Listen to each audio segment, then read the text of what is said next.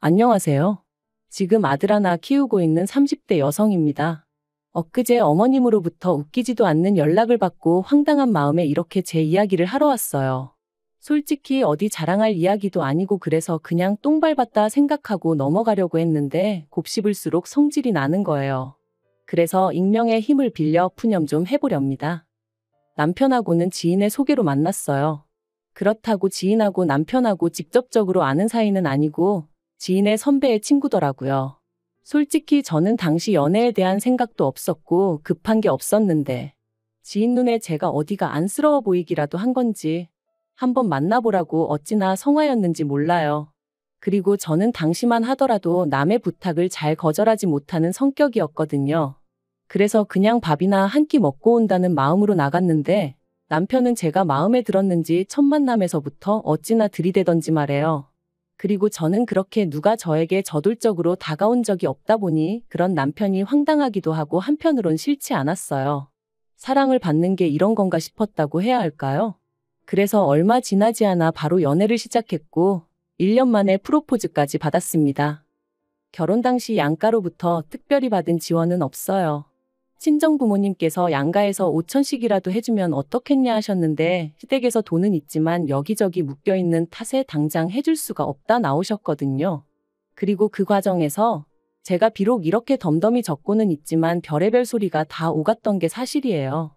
시부모님은 남편한테 저나 저희 친정부모님이 무슨 돈이라도 맡겨놓은 것 마냥 이야기를 했다며 불쾌하다 하셨고 저희 친정부모님은 친정부모님대로 돈 5천도 안 해줄 거면서 왜 예단 타령이고 이바지 음식 이야기를 하냐며 기분 나빠하셨으니까요. 그리고 저는 팔이 안으로 굽는 것도 있었겠지만 솔직히 저희 시부모님이 도가 지나치다 생각했어요. 시댁에서 금전적인 부분에 있어서는 이런 방구도 없었으니 저희 친정부모님 입장에선 기다리다 못해 한마디 한 것뿐이셨는데 그걸 그렇게 기분 나쁘게 받아들이실 거라곤 상상도 못했거든요. 아무튼 결국 시댁에서 당장은 이런 한 푼 못 해준다시면서도 그 와중에 친정에선 돈 언제 해주냐고 저를 닥달하셨기에 저도 홧김에 친정부모님께도 해주지 마시라 했습니다. 죽이 되든 밥이 되든 남편과 둘이 알아서 시작해보겠다고요. 그리고 시작부터 삐그덕된 저와 시부모님의 관계는 결혼 후에도 좀처럼 나아질 기미가 없었습니다. 아니, 오히려 더 심해졌지요. 왜냐하면 시부모님께서 매일 아침 저한테 문안 인사를 받아야겠다고 하셨거든요. 저는 남편더러 그게 말이 된다고 생각하냐, 당연히 당신 선에서 그런 건 못한다고 끊어줬어야지 그 말을 지금 나한테 전하면 어떡하냐 하고 화를 냈습니다. 그런데 남편이 하는 말이 1시간씩 통화하자는 것도 아니고 5분 10분이면 될 일인데 그걸 해보지도 않고 싫다 하는 제가 이상하다대요. 그래서 남편더러 그럼 당신도 우리 부모님한테 매일같이 전화드리라 했어요. 당신 말대로 그거 별거 아닌 것 같으면 당신이 먼저 해보라고 했죠. 그랬더니 며느리하고 사위하고는 다르지 않냐면서 헛소리를 해대는데 어이가 없더라고요. 게다가 저는 당시 사는 곳은 서울의 끝이었고 직장은 분당에 있다 보니 8시 반까지 출근을 하기 위해선 6시 반에는 나가야 하는 상황이었어요. 그런데 그 바쁜 아침 시간에 시부모님한테 문안 인사라니 말도 안 되는 일이었죠. 그런데 시부모님의 요구는 그게 다가 아니었습니다. 시댁과 저희 신혼집은 차로 1시간 정도의 거리였는데 시부모님은 차가 없으시다 보니 솔직히 저희가 뵈러 가지 않으면 만나기 불편했던 건 사실이에요. 하지만 그렇다고 해서 주말 중 하루는 무조건 시댁에서 아침부터 저녁까지 있어야 한다는 게 말이 되나요? 시부모님, 특히나 어머님께선 다른 여자들은 며느리 들이고 나면 며느리랑 백화점도 가고 어디 카페도 가고 며느리가 차려주는 밥상도 받고 그런다는데 저희는 신혼집을 멀리도 잡아가지고 당신은 그런 것도 못 해본다며 그러니까 주말 중 하루는 무조건 시부모님하고 보내야 된다셨습니다. 하지만 결혼 전부터 서로 부딪혀야만 했던 상황도 있었고 그 감정이 다 풀어진 것도 아니었는데 뭘 그렇게 저랑 하고 싶다 하시며 오라고 하시는 건지 이해가 안 되더라고요. 그래서 남편한테 그렇게는 못한다고 했습니다. 일주일 내내 일하고 나면 주말엔 나도 쉬어야지. 시부모님 기분 맞춰드리자고 그렇게 지낼 수는 없다고요. 그랬더니 남편이 자기도 제 말이 뭔지는 잘 알아들었지만 솔직히 마음이 좋진 않다대요. 그래서 그러면 당신 혼자 주말마다 내려가라. 그거 가지곤 뭐라 안 하겠다 했습니다. 하지만 남편은 계속해서 어머님이 며느리랑 이것저것 하고 싶으시다는데 자기 혼자 내려가는 게 무슨 의미가 있겠냐며 저더러 좀만 이해를 해달라는 거 있죠? 그래서 제가 남편더러 그럼 시댁엔 나 혼자 내려가 있을 테니 당신은 그 시간에 우리 친정에 가 있으라 했어요. 우리 친정아버지도 아들만 있으면 같이 낚시도 다니고 등산도 다니고 그렇게 지내고 싶어 하셨다고. 그러니까 내가 당신 집에 가서 며느리 노릇하는 동안 당신도 우리 집 가서 사위 노릇 좀 하라고요. 그랬더니 남편도 더는 고집을 부리지 못하대요. 하지만 이런 일이 있을 때마다 남편과 제 선에서 이야기가 마무리되고 그런 건 아니었어요.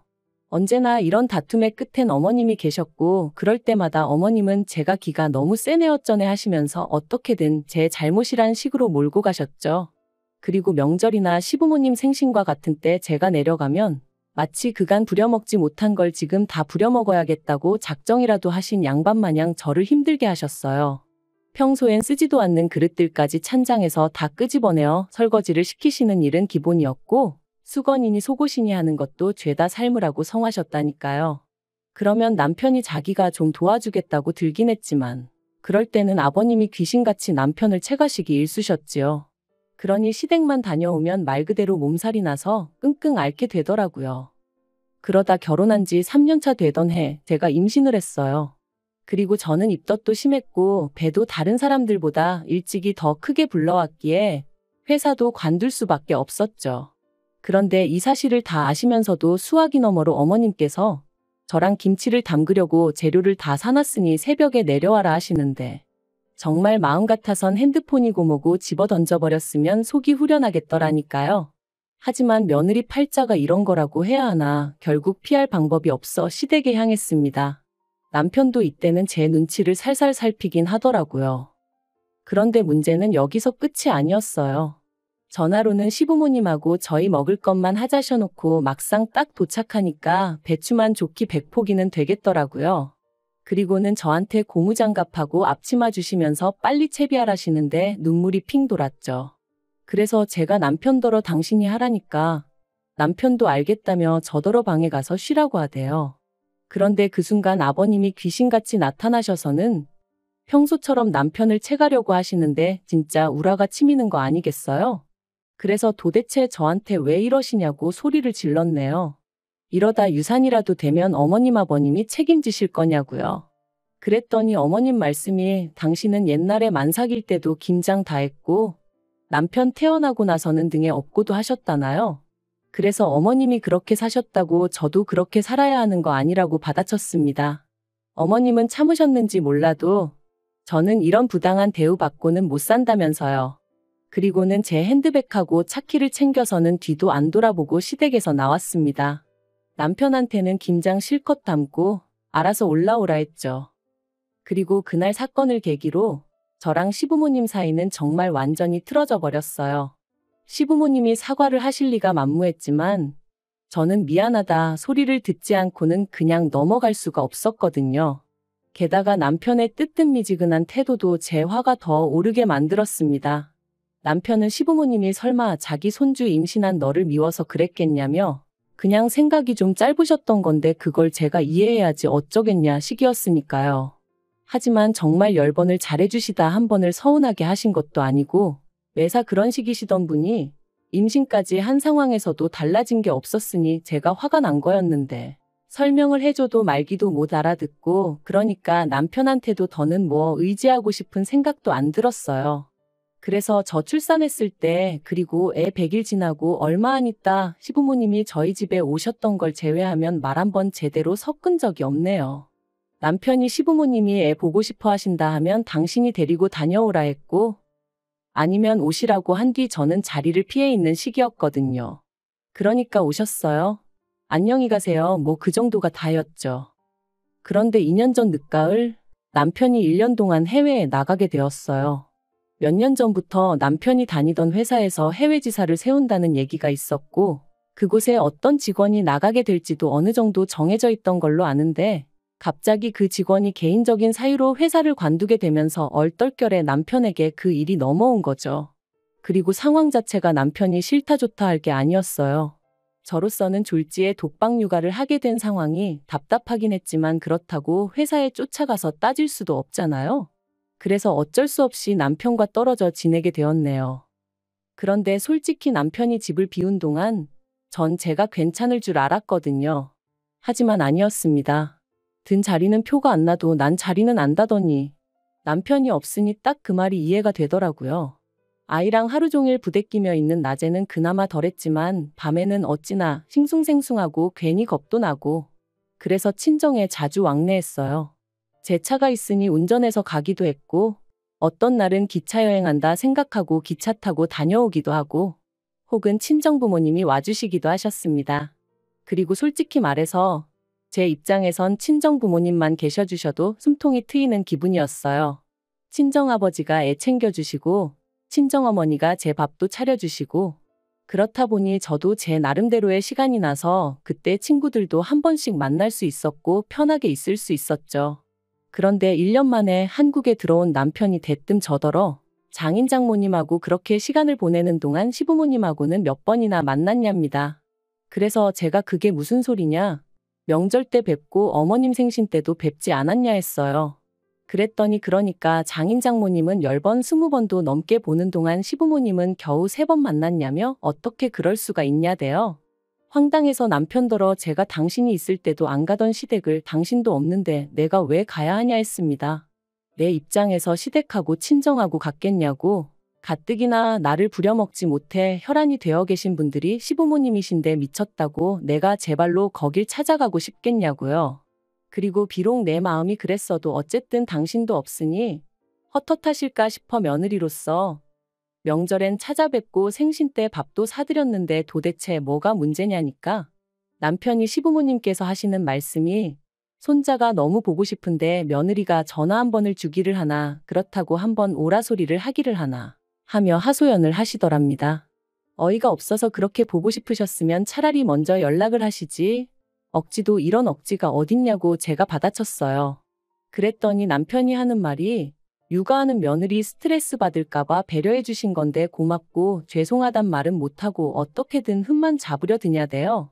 그리고는 자기가 지난 1년 동안 제가 시부모님한테 어떻게 하는지 말은 안 했지만 다 지켜보고 있었다면서 이혼하자 그러더라고요. 마른 하늘에 날벼락이 이런 건가 싶대요.